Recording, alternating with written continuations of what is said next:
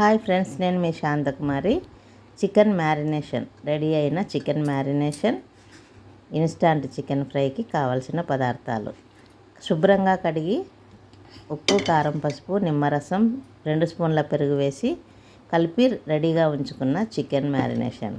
అలాగే ఆనియన్స్, పచ్చిమిర్చి, కొత్తిమీర, పుదీనా, అల్లం వెల్లుల్లి paste, garam masala powder. Friends, stove మీద బాండి పెట్టుకొని వేడైంది కదా, ఇప్పుడు బాండిలో ఆయిల్ వేయండి.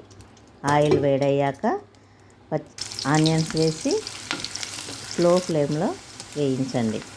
హాఫ్ బాయిల్ అయిన ఈ ఆనియన్స్లో అల్లం వెల్లుల్లి పేస్ట్ వేసి మరి కాసేపు చిన్నని మంట మీద కమ్మని వాసన వచ్చే వరకు వేయించండి. బ్రౌన్ కలర్ వచ్చిన ఈ ఆనియన్స్, అల్లం వెల్లుల్లి పేస్ట్లో మ్యారినేషన్ అయిన చికెన్ని వేసి చిన్నగా కిందికి మీదికి తిప్పండి.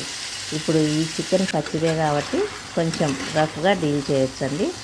ఇలా ఉడుకుతుండగా చికెన్ కలపడంలో కొంచెం సున్నితంగా కలపండి, ముక్కలు చీరిపోకుండా ఉండడానికి. మరి ఫ్రెండ్స్, లైట్గా కలర్ మారిన ఈ చికెన్లో చీల్చి రెడీగా ఉంచుకున్న పచ్చిమిర్చి ముక్కలు, కొత్తిమీర, పుదీనా ఈ 3 యాడ్ చేసి అలాగే గరం మసాలా వేసి చిన్నగా తిప్పండి.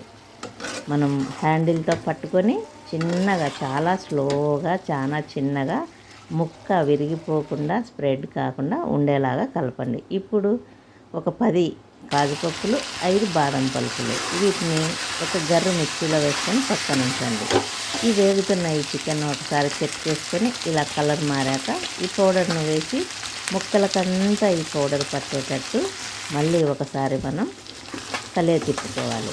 చాలా స్లోగా తిప్పండి. ఈ పౌడర్ వేశాక బాండి అడుగు భాగంలో కొంచెం అంటుకున్నట్లు అనిపిస్తుంది. అలా ఏం అంటుకోదండి. మనం ఈ చికెన్ అంతా రెడీ అయ్యాక పక్కన పెట్టినప్పుడు ఆవిరికి ఆ మసాలా అంతా మన ముక్కలకే పట్టేస్తుంది.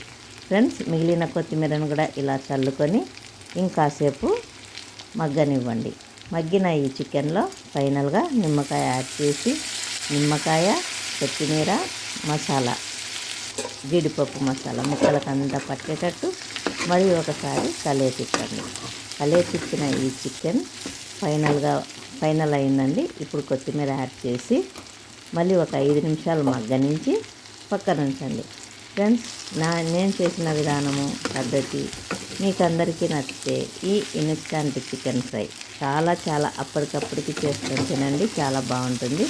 ఇంట్లో వాళ్ళందరూ కూడా మెచ్చుకుంటారు. మరి నేను చేసిన విధానము, పద్ధతి మీకు అందరికీ నచ్చితే please friends, like, share, subscribe చేయండి. అలాగే ఒక బౌల్లోకి చికెన్ మొత్తం తీసుకొని ఇలా గార్నిష్ చేసుకొని వాడండి. Thank you for watching. Thank you.